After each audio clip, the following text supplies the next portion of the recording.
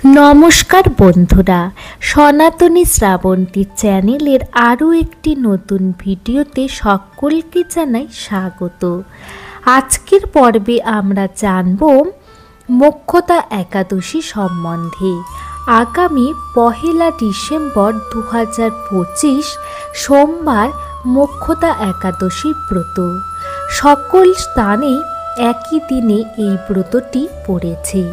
অগ্রহায়ণ মাসের শুক্লপক্ষের একাদশী মোক্ষদা একাদশী নামে পরিচিত। এই মোক্ষদা একাদশী তিথিতে পরমেশ্বর ভগবান শ্রীকৃষ্ণ অর্জুনের মাধ্যমে সমগ্র বিশ্ববাসীকে গীতার জ্ঞান প্রদান করেছিলেন। সেই কারণে এই দিনটিকে বলা হয় গীতা জয়ন্তী।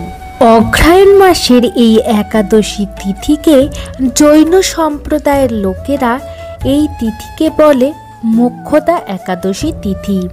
কোনো কোনো মতে ইনি মৌনী একাদশী নামেও প্রসিদ্ধা।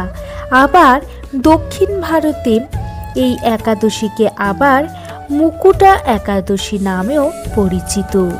অভিধানের যুক্তিতে মোক্ষ কথাটি থেকে মোক্ষ কথার উৎপত্তি। এর অর্থ হল বিধান বা মুক্তি। অর্থের কথা চিন্তা করেই বলা যায় একাদশী দেবী যার একান্ত অনুগত সন্তানকে সংসারের যাবতীয় কামনা বাসনা থেকে মুক্তি প্রদানের জন্যই এবং মোক্ষ লাভের জন্যই এই একাদশী তিথি মোক্ষদা একাদশী নামে পরিচিত।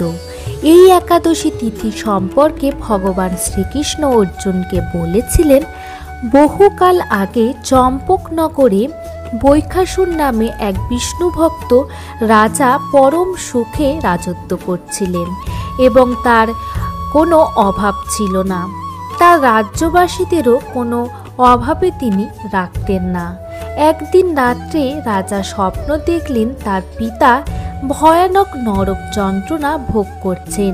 সেই স্বপ্নে দেখা ঘটনা যথাযথ কিনা তা জানতে রাজা রাজপণ্ডিতের পরামর্শ নিয়ে উপস্থিত হলেন পর্বত মুনির আশ্রমে। মুনিবরকে সব কথা তিনি বললেন। নিজ পিতার বৈকুণ্ঠ লাভের উপায়ও তিনি জিজ্ঞাসা করলেন। মুনিবর কিছুক্ষণ মৌন থেকে বললেন, আপনার পিতা কোনো এক ভয়ানক অপকর্ম করেছিলেন, যার জন্য এই নরক যন্ত্রণা তাকে ভোগ করতে হচ্ছে। আপনারা সপরিবারে শাস্ত্রীয় বিধান মেনে মোক্ষদা একাদশী ব্রত পালন করলে তিনি নরক যন্ত্রণা থেকে মুক্ত হয়ে বৈকুণ্ঠ লাভ করবেন। রাজা সেই কথা মতো এই উপবাস করলেন সপরিবারে। এক কুণ্ডস জল যোগে পিতার উদ্দেশ্যে পূর্ণ ফল দান করায় রাজার পিতা নরক যন্ত্রণা থেকে মুক্ত হয়ে বৈকুণ্ঠ লাভ করেছিলেন। রাজা বৈখাসনও মৃত্যুর পর বিষ্ণুলোক গমন করেছিলেন। এই মোক্ষদা একাদশী পালন করার জন্য পাণ্ডব সখা শ্রীকৃষ্ণ পাণ্ডবদের বলেছিলেন, অন্যান্য উপবাসের মতো মোক্ষদা একাদশীও পূর্ণ ফলদায়ক, পাপনাশক এবং মোক্ষদায়িনী। এই ব্রত পালন করলে সমস্ত পাপ থেকে মুক্তি হওয়া যায়।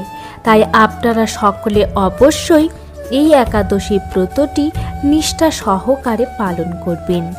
আজকের মতো এই ভিডিওটি এই পর্যন্তই রাখলাম। আজকের ভিডিওটি যদি ভালো লেগে থাকে তাহলে অবশ্যই লাইক, কমেন্ট, শেয়ার এবং চ্যানেলটিকে সাবস্ক্রাইব করতে একদমই ভুলবেন না।